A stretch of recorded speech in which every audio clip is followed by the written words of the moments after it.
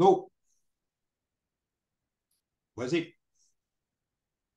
Bonsoir à vous et bienvenue à cette activité d'espace réflexion qui est consacrée au mieux-être des personnes aînées. Alors, comme on peut le voir sur la première diapositive, je vais commencer avec une citation du docteur Norton Adler. Le docteur Adler est un gériatre américain qui a publié plusieurs ouvrages, je crois que c'est 13 ouvrages sur la santé, et notamment cet ouvrage Malade d'inquiétude, ça touche à la surmédicalisation, et c'est un ouvrage évidemment qui est traduit en français. Et sa citation, eh bien, la voici. Une fois qu'on devient octogénaire, le problème n'est plus la longévité, mais la qualité de vie en âge avancé. Je tiens à avoir du plaisir à vivre la vie d'une personne âgée. Fin de la citation. Alors donc, euh, c'est le bien-être d'abord qui est à la base de notre vie, si je peux dire. Alors, le bien-être, ça tient essentiellement à la qualité de vie.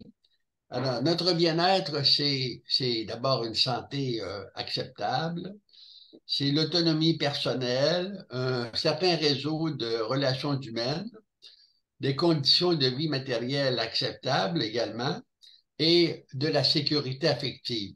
Grosso modo, c'est la qualité de vie et ça touche à notre bien-être. Alors, ce qu'on va voir aujourd'hui, ce soir dans cette présentation, c'est comment, à partir du bien-être, on peut ajouter des plus qui vont faire en sorte qu'on va connaître un mieux-être. Alors, c'est une amélioration de notre bien-être, si je peux dire. Alors donc, c'est ça, du bien-être au mieux-être. C'est clair que la pandémie a affecté beaucoup notre bien-être et nous a empêchés, dans un sens, de connaître du mieux-être. Il y a eu évidemment l'enfermement, les restrictions de toutes sortes, la peur, évidemment, d'attraper le virus. Alors, la pandémie a été absolument néfaste à notre bien-être. Ceci dit, on peut dire un mot de la bonne santé quand on vieillit. La bonne santé quand on vieillit, eh bien, ce n'est pas nécessairement une santé parfaite. On a des ennuis de toutes sortes, c'est normal. On peut avoir des pertes visuelles, des pertes auditives, des petits problèmes d'arthrose qui peuvent affecter notre mobilité. Alors, donc, une bonne santé quand on vieillit, ça veut dire il faut accepter les ennuis qui sont, encore une fois, de toutes sortes, mal de dos, brûlure d'estomac, mal de genoux, etc., etc. Alors, ça fait partie du lot du vieillissement. Alors, dans cette perspective de mieux-être, on parle beaucoup du vieillissement réussi. Le bien vieillir, c'est une idée qui est très répandue. C'est le discours régulier des gérontologues. La société nous parle beaucoup du bien vieillir. C'est un peu comme si c'était devenu une nécessité de bien vieillir. Et on a évidemment plusieurs définitions de ce vieillissement. Alors, je vais emprunter quelques définitions du docteur Madi Lessi. Ça a été pris dans Bien vieillir pour les nuls. Alors, on considère différents modèles de vieillissement. D'abord, le vieillissement courant, normal, habituel, accompagné de quelques difficultés dues à l'âge. Mais en général, il y a de la satisfaction à vivre ce type de vieillissement. Il y a également le vieillissement vulnérable. La personne est devenue fragile, elle doit être protégée et elle est également à risque de perte d'autonomie. Et parfois, c'est lié à des maladies plus ou moins graves. Alors, c'est un vieillissement vulnérable. La personne devient comme fragile. Le vieillissement pathologique, eh bien là, c'est le vieillissement où la personne est vraiment atteinte dans sa santé. Et parfois, la personne va se retrouver dans un CHSLD pour recevoir des soins bien précis. Alors, c'est le vieillissement pathologique, un autre modèle de vieillissement. Et puis, il y a le vieillissement réussi, ce que les Américains appellent le successful aging. Alors, c'est des gens qui, chanceux, jouissent d'une assez bonne santé et puis sont à l'aise financièrement, qui jouissent d'une vie sociale et familiale très enviable. Alors donc, ce sont des modèles de vieillissement et il y a évidemment, comme on vient de le voir, le vieillissement réussi ou le bien vieillir, mais le bien vieillir, il n'est pas réservé à tout le monde. Et c'est certain que, en général, dans la population, vous avez des gens qui sont aux prises avec des personnes âgées, qui sont aux prises avec de grandes difficultés. Et pour ces personnes-là, c'est pas du bien vieillir. C'est un vieillir qui est pénible. Et ce vieillir pénible, eh bien, on le retrouve souvent, malheureusement, chez les personnes pauvres, souvent des femmes pauvres, des personnes handicapées, les minorités visibles qui sont parfois rejetées dans le milieu social. Alors donc, ces personnes ne connaissent pas le bien vieillir. Alors, d'où ces ombres sur le concept de bien vieillir. Alors, quoi en penser finalement? Quoi en penser finalement? Eh bien, le vieillissement, il est très différentiel. Il n'y a personne qui vieillit de la même façon. S'il y a des personnes qui vieillissent bien, mieux, en santé, qui connaissent du mieux-être, tant mieux pour ces personnes. Mais il faudra penser qu'il y a des personnes qui, malheureusement, vieillissent beaucoup moins bien. Alors, il faut donc se méfier un peu de ce concept de bien vieillir. Toujours dans ce contexte de mieux-être, on peut parler des inégalités socio-économiques. Alors, on sait qu'actuellement, les personnes âgées, mettons les personnes de 65-70 ans et plus, eh bien, leur revenu d'abord, parce qu'avant de parler d'inégalités socio-économiques, il faut parler quand même des revenus habituels des personnes âgées. Alors, ces revenus, eh bien, proviennent de prestations de retraite en général, des rentes, des comptes courants, des épargnes, et puis des biens que ces personnes peuvent posséder. En général, c'est le revenu. Les revenus s'expliquent par ces différents éléments. Mais si certaines personnes se tirent bien d'affaire avec ces revenus, il y en a d'autres qui éprouvent des difficultés. Alors, c'est ce qu'on appelle évidemment des inégalités économiques. Alors, qu'est-ce que c'est que ces inégalités économiques? Comment sont-elles caractérisées? Eh bien, les personnes qui souffrent d'inégalités socio-économiques sont des personnes d'abord à faible revenu, dont le coussin financier est très mince, pour ne pas dire inexistant. Et malheureusement, ce sont des personnes qui ont des dettes. Alors,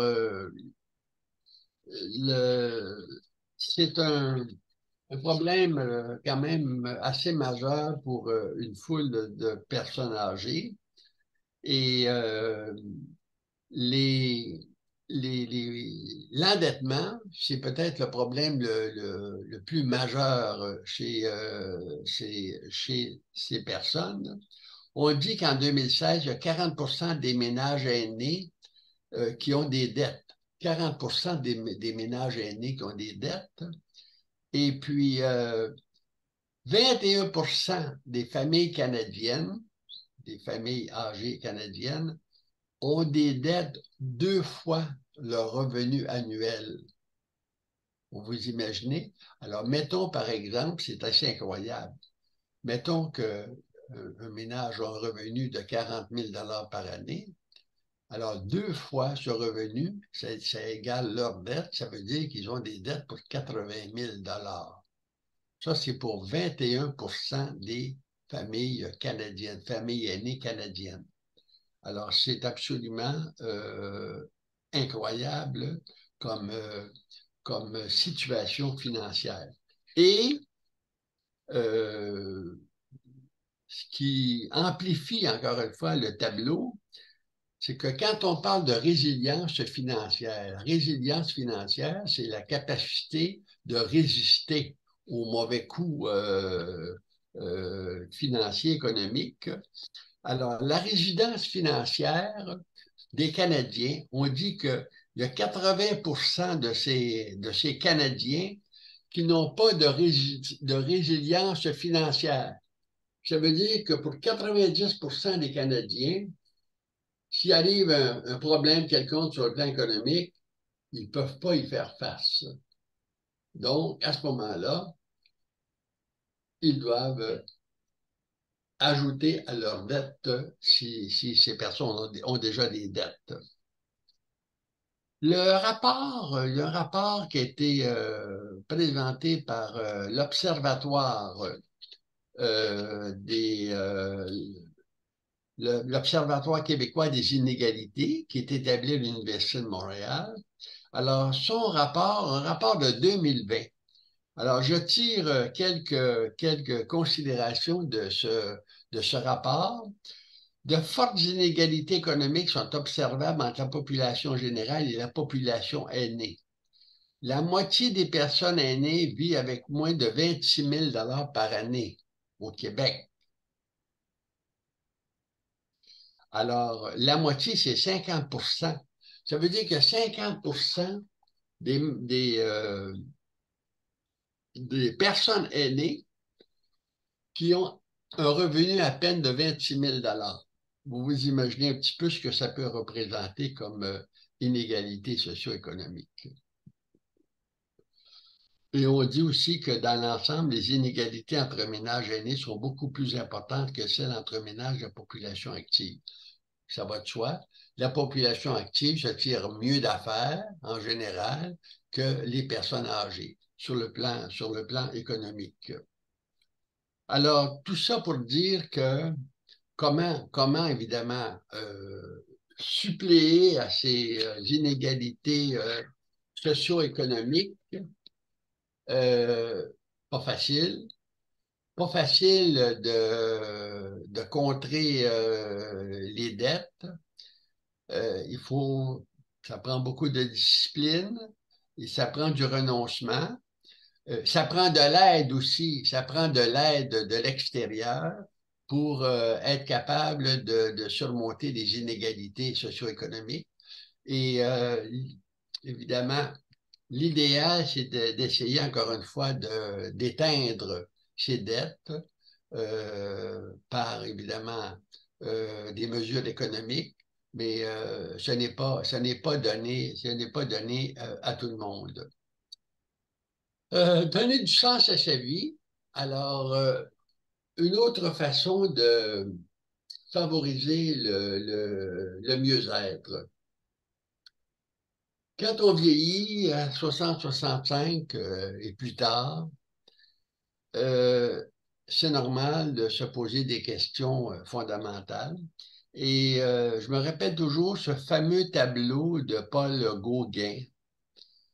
C'est une toile qui a été réalisée à Tahiti en 1897-1899. Et sur ce tableau qui représentait notamment des scènes de la vie à Tahiti, il y avait inscrit 3 questions. D'où venons-nous? Que sommes-nous? Où allons-nous? Alors, des questions fondamentales, évidemment, sur le sens de la vie. Alors, c'est certain que dans le feu de l'action, quand on est plus jeune, on n'a pas toujours le temps de se poser ces questions fondamentales. Question fondamentale, pourquoi vivre? Y a-t-il un au-delà? Comment être heureux? Qu'est-ce qui donne de la valeur à notre vie? On n'a pas le temps de se poser ces questions-là. Mais quand on arrive à un âge avancé, on a davantage de temps pour réfléchir et puis pour se poser des questions. Se poser ces questions sur le sens de la vie. Alors, c'est une réflexion qui est quand même importante. Si on veut améliorer son mieux-être, c'est important de réfléchir à ce qu'est notre vie et comment on peut l'embellir d'une certaine manière. Alors, ce qui donne du sens en général à la vie, eh bien, il faut quand même le dire, c'est l'amour. L'amour, c'est fondamental dans notre vie. L'amour d'un conjoint, d'une conjointe, l'amour de ses enfants, l'amour de ses petits-enfants, l'amour, l'affection, l'amitié qu'on a pour ses amis. Alors, l'amour, c'est un des premiers éléments qui donne du sens à la vie et qui peut améliorer notre mieux-être. Deuxième élément aussi important, c'est admirer ce qui nous entoure. Alors, admirer ce qui nous entoure, évidemment, c'est par exemple la nature, aller dans un parc et puis admirer évidemment un paysage d'automne. Ou encore être au bord de l'eau, au bord d'un lac, au bord d'une rivière. Admirer notre entourage, admirer ce qui nous entoure. On peut admirer aussi notre milieu physique. Bon, moi, j'habite une belle maison, je suis très heureux dans ma maison, j'en profite. De la reconnaissance vis-à-vis de ce que vis-à-vis de mon milieu de vie. Il y a évidemment trouver des joies, les petites joies, tous les jours, des petites joies.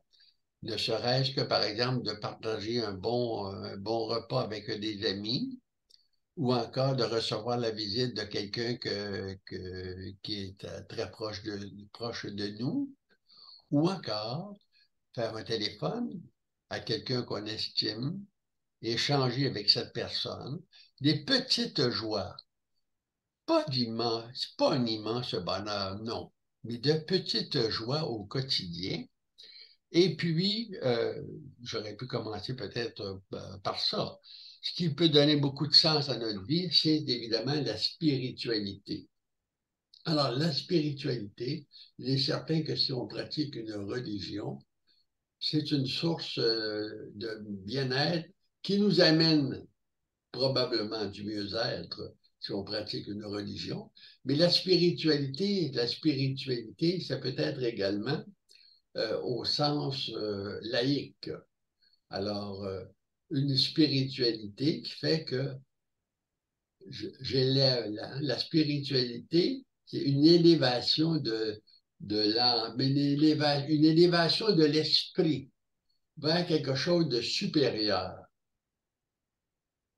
Alors donc, une spiritualité laïque qui vient nourrir évidemment notre bien-être. Important de spiritualité. Quoi faire exactement? Eh bien, voilà, j'ai donné quand même quelques moyens. J'ai donné quelques éléments de qui permettent de donner du sens à notre vie. J'arrive toujours dans la perspective du mieux-être. J'arrive aux activités intellectuelles. En fait, il y a deux piliers essentiels à notre mieux-être. Ce sont les activités intellectuelles et les activités physiques. Alors donc, si je commence par les activités intellectuelles, bon, on sait que le cerveau, c'est un ordinateur absolument performant, absolument extraordinaire. Il est composé, comme vous le savez, de neurones, des cellules nerveuses et des fameux neurotransmetteurs. C'est le courant électrique qui voyage d'un neurone à l'autre. Et vous connaissez très bien aussi les principaux neurotransmetteurs, l'adrénaline, hein, qui nous face à un danger, face à une activité qui sollicite nos efforts, qui nous donne une pulsion, un mouvement. Alors, l'adrénaline qui accélère le rythme cardiaque, qui nous donne un coup d'énergie. Vous connaissez très bien l'adrénaline, encore une fois, puis vous connaissez également la sérotonine, qui est le neurotransmetteur de l'humeur, du sommeil. On dit que la sérotonine, c'est l'hormone du bonheur. Et dans les cas de dépression, c'est souvent la sérotonine qui est en cause, une carence en sérotonine. Bon, c'est très compliqué. Nous sommes dans le domaine de la biochimie. Alors voilà, donc, euh, les activités intellectuelles, elles sont très nombreuses et c'est important aussi de les pratiquer parce qu'il faut entraîner notre cerveau et l'entraînement de notre cerveau provient justement des activités intellectuelles. Alors, on les connaît très bien, les activités intellectuelles. Et peut-être que la principale activité intellectuelle, celle qui est la plus abordable, la plus facile à pratiquer, c'est la lecture de romans, la lecture des essais, la lecture de revues, la lecture de revues spécialisées. La lecture est une activité très importante. L'écriture, c'est un peu moins à notre portée. Le dessiner, jouer d'un instrument de musique, entretenir des relations sociales, ce sont toutes des activités intellectuelles qui nous permettent de faire bien fonctionner notre esprit. Alors, il y a aussi, comme activité intellectuelle, l'apprentissage. L'apprentissage, on peut apprendre à tout âge. On peut apprendre à jouer d'un instrument de musique à 75 ans. C'est sûr que on ne deviendra pas à ce moment-là un virtuose, mais on va avoir le plaisir de se familiariser avec les exigences de la musique et puis les exigences d'un instrument de musique. On peut apprendre aussi l'espagnol ou l'italien à 75 ans ou même à 80 ans. Et ce qui est aussi très à la mode comme apprentissage, c'est apprendre à faire fonctionner un téléphone intelligent, une tablette ou encore un ordinateur. Alors, c'est très répandu, ce nouvel apprentissage. Et je ne sais pas c'est quoi actuellement le pourcentage des personnes qui utilisent le numérique, des personnes âgées qui utilisent le numérique. Est-ce que, en guillemets, est-ce qu'il y a 50% ou 60% de la population qui est informatisée? Je ne sais pas, je n'ai pas de données là-dessus. Ce que je peux vous dire, c'est que je vis dans une résidence pour personnes âgées et dans ma résidence, il y a peut-être 40% environ, 40% des personnes qui touchent au numérique. Et Et c'est sûr aussi, en parlant du numérique, que les personnes âgées ont la possibilité de s'initier à cette technologie. Il y a beaucoup de cours qui se donnent un peu partout. La FADOC organise des cours, la QDR organise des sessions sur l'apprentissage de la tablette. Dans les maisons, dans les maisons de personnes âgées, c'est la même chose aussi. Il y a beaucoup, on favorise beaucoup l'apprentissage du numérique. Euh, Peut-être que le mauvais côté du numérique, c'est que la société, les organismes, les institutions ont souvent l'impression que tout le monde est sensibilisé au numérique, ce qui est absolument faux. Alors, si vous voyagez et vous arrivez à l'aéroport, et on va exiger de vous que vous connaissiez le numérique et que vous ne le connaissez pas, vous aurez des problèmes. C'est la même chose aussi si vous allez à certains endroits, même peut-être dans un centre hospitalier, euh, on a des exigences parfois qui touchent le numérique et on n'est pas en mesure, certaines personnes ne sont pas en mesure d'y répondre. Alors donc, c'est un problème, moi je pense que c'est un problème social. Il faut se dire que ce n'est pas tout le monde qui est sensibilisé au numérique. Alors voilà. Alors donc, les exemples d'activités intellectuelles sont très nombreux et c'est essentiel d'en profiter pour améliorer notre bien-être. Euh, L'activité physique au secours du fonctionnement mental, oui.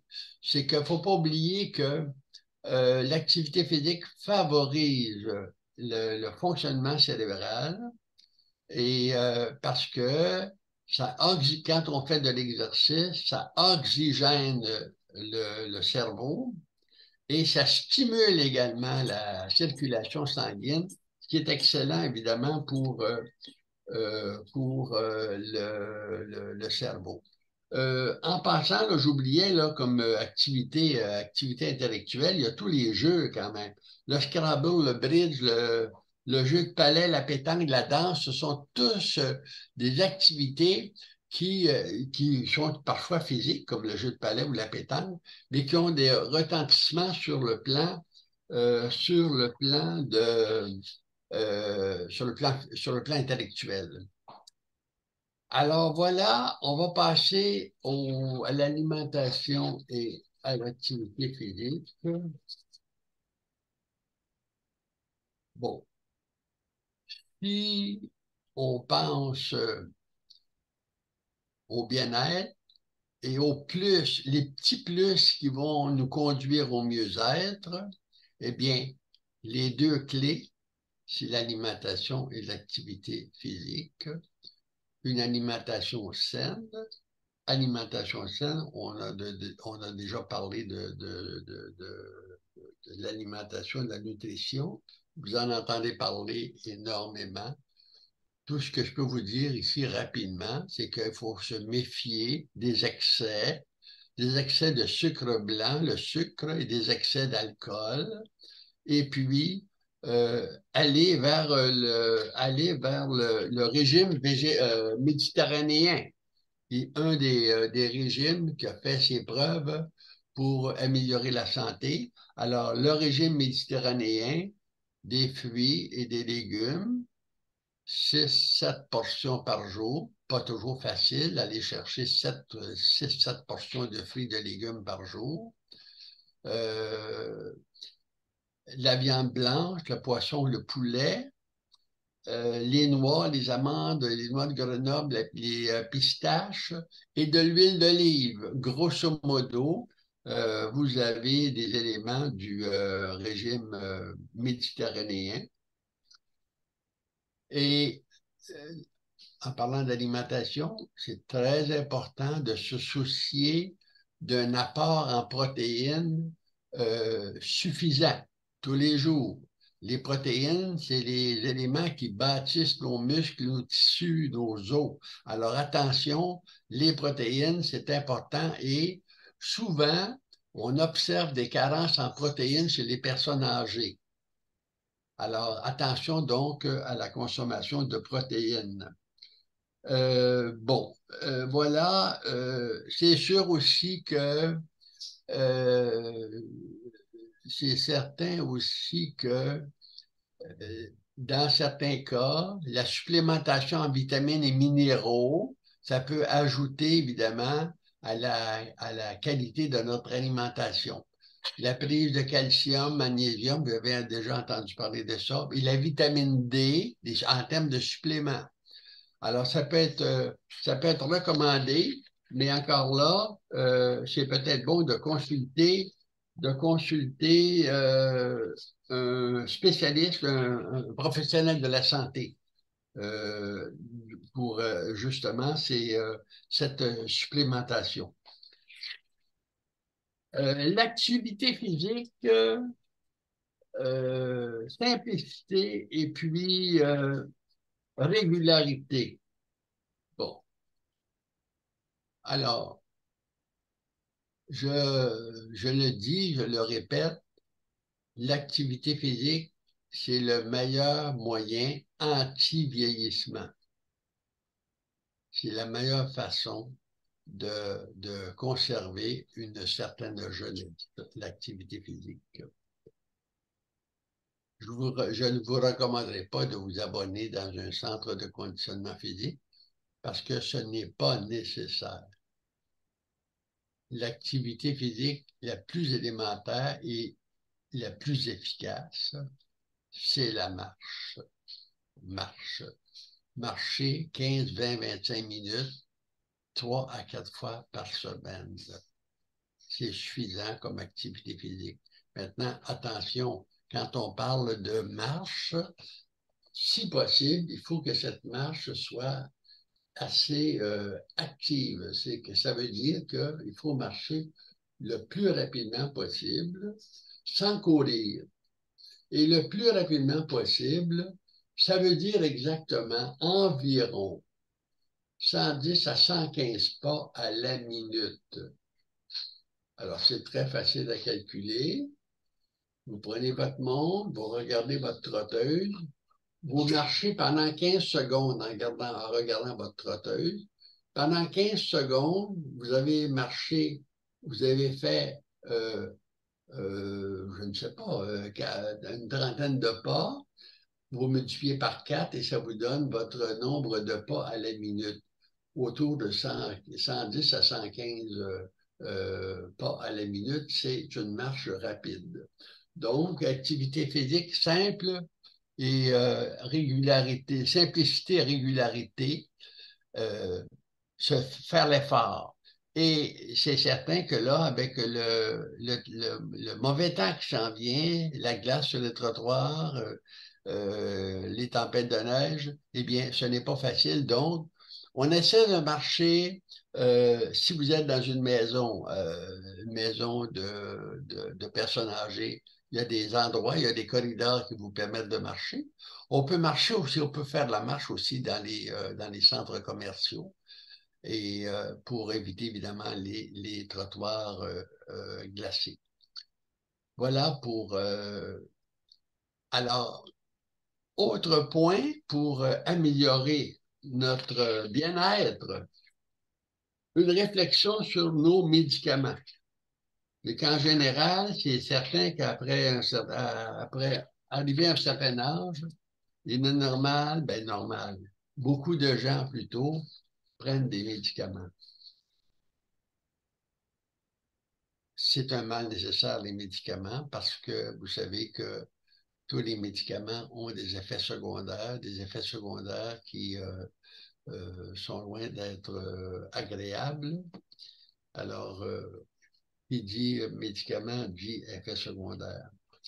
Alors, j'ai une citation ici du docteur Michael Botch Jacobson sur les médicaments.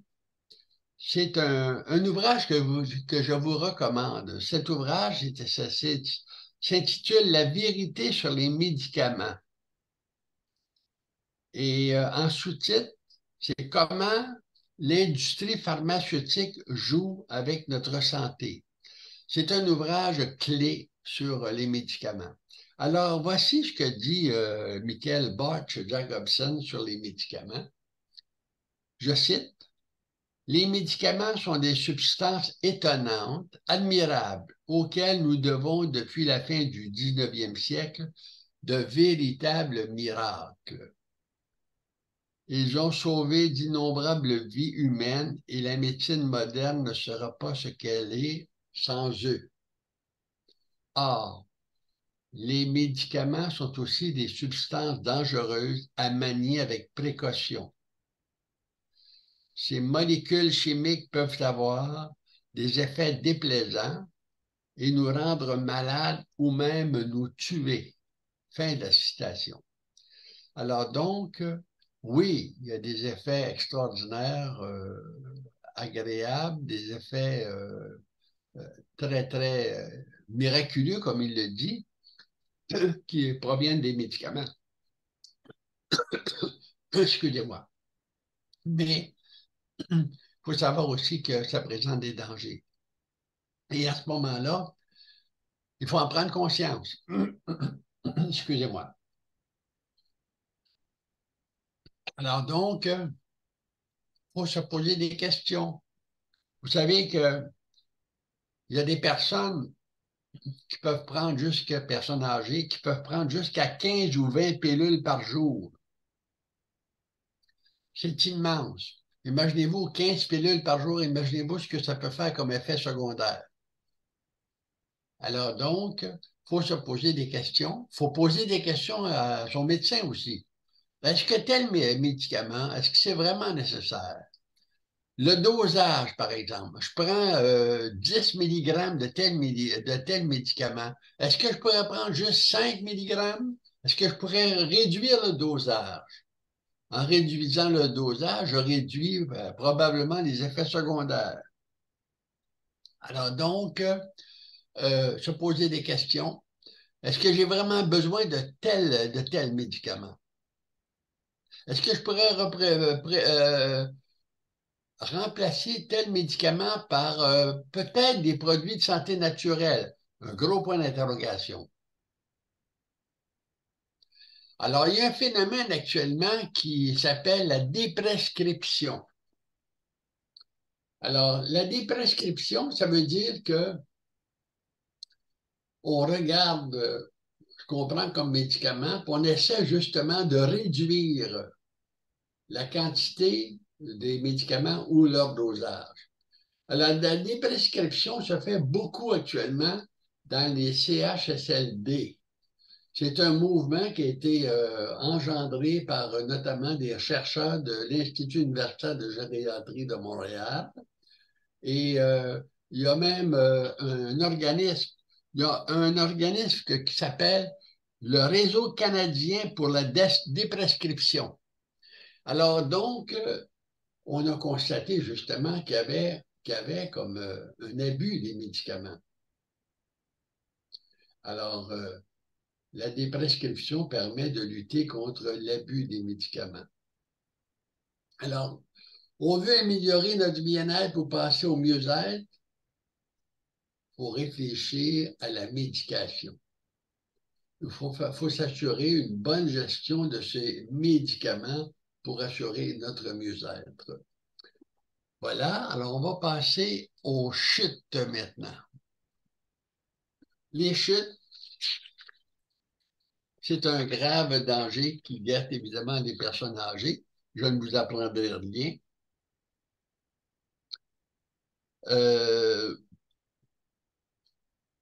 D'après l'Agence de la santé publique du Canada, les chutes continuent d'occuper le premier rang des causes d'hospitalisation pour blessures chez les aînés au Canada.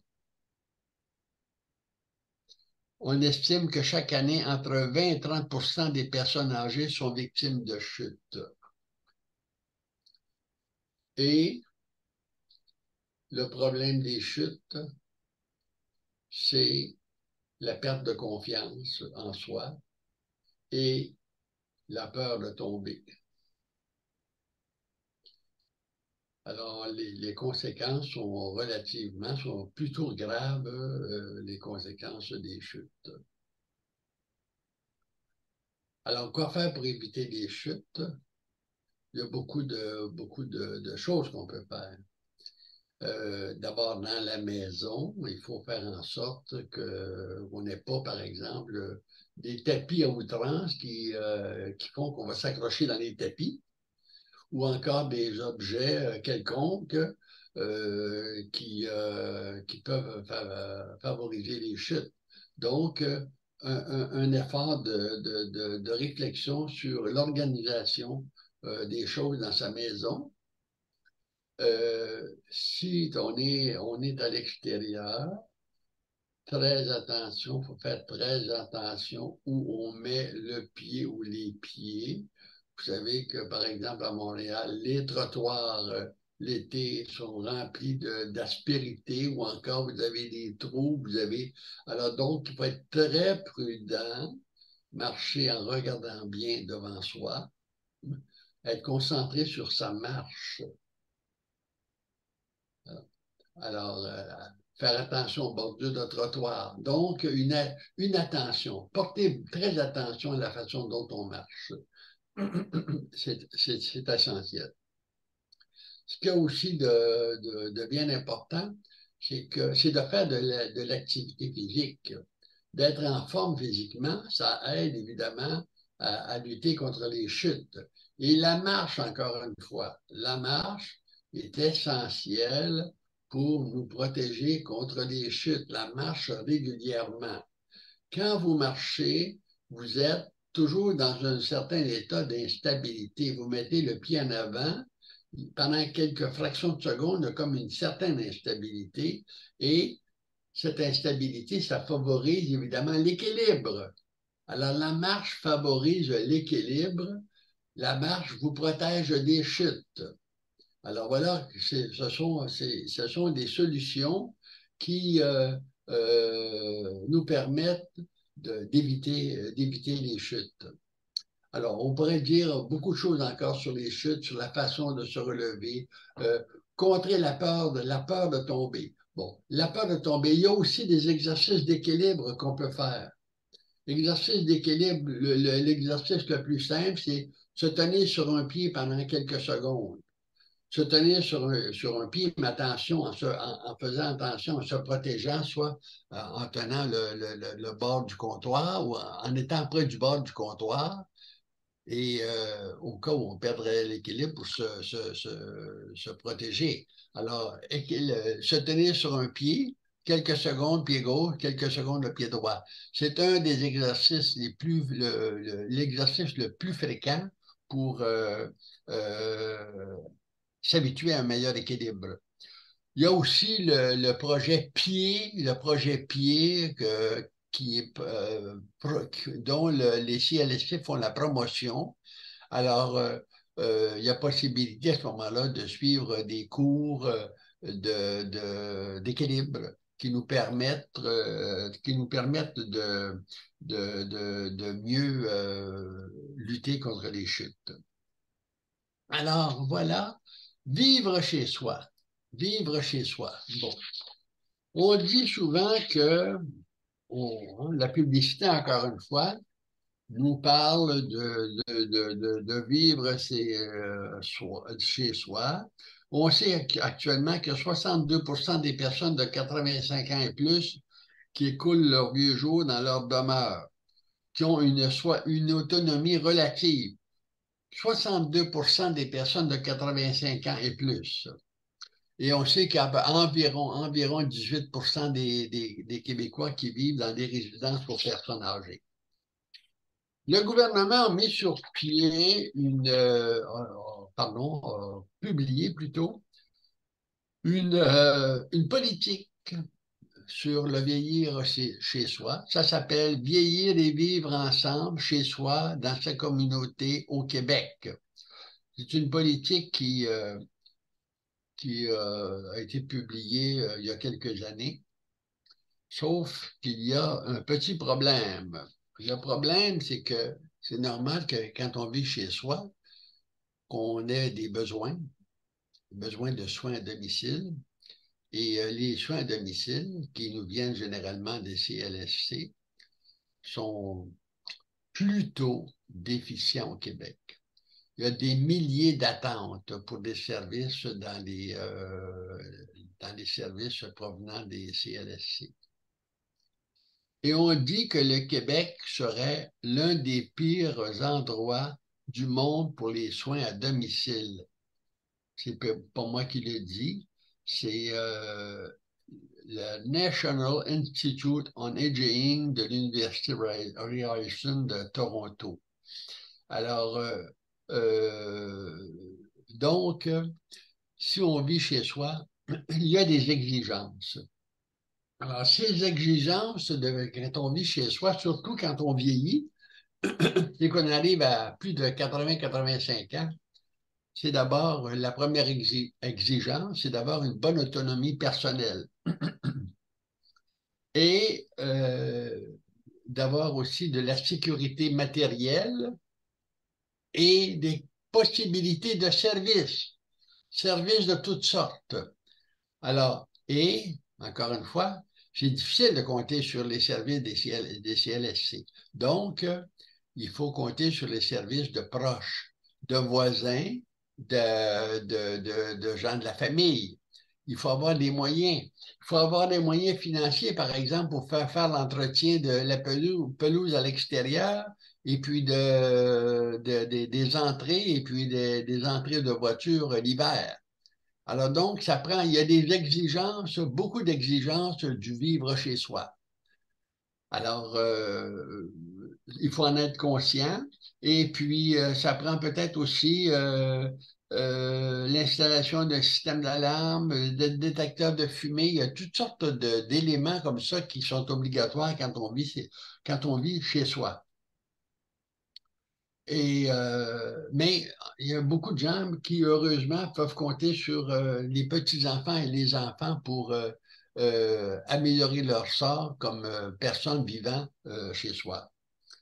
Maintenant, il y a des services aussi. Il faut reconnaître qu'il y a des services pour quand on vit chez soi. J'ai parlé des CLFC. Il y a également les entreprises d'économie sociale en aide à domicile. Les entreprises d'économie sociale en aide à domicile, ça complète les services des CLSC. Sauf qu'il y a des frais qui accompagnent ces services. Il y a des organismes aussi communautaires, comme les Petits Frères, la FADOC, les centres d'action bénévole, la Popote roulante.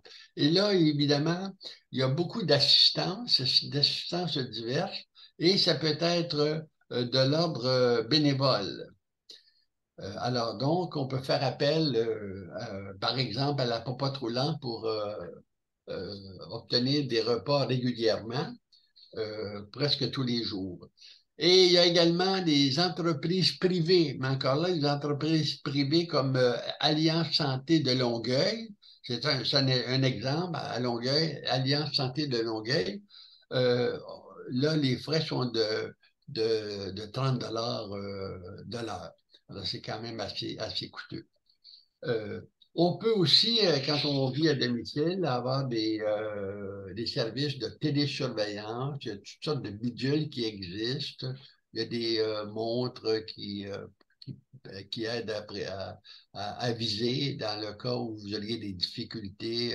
Il y a toutes sortes, il y a des téléphones, des boutons de panique, il y a toutes sortes de trucs qui nous permettent de recevoir de l'aide. Alors, donc, ce qu'on retient là-dessus, vivre chez soi, il y a des exigences, mais il y a aussi des services que vous connaissez probablement. Il y a certainement beaucoup de gens d'entre vous qui connaissez ces services. Être utile quand on vieillit, ça va un petit peu avec le sens de la vie. Euh, Être utile quand on vieillit, il faut penser d'abord à du bénévolat. Le bénévolat qui peut se faire dans bien des endroits.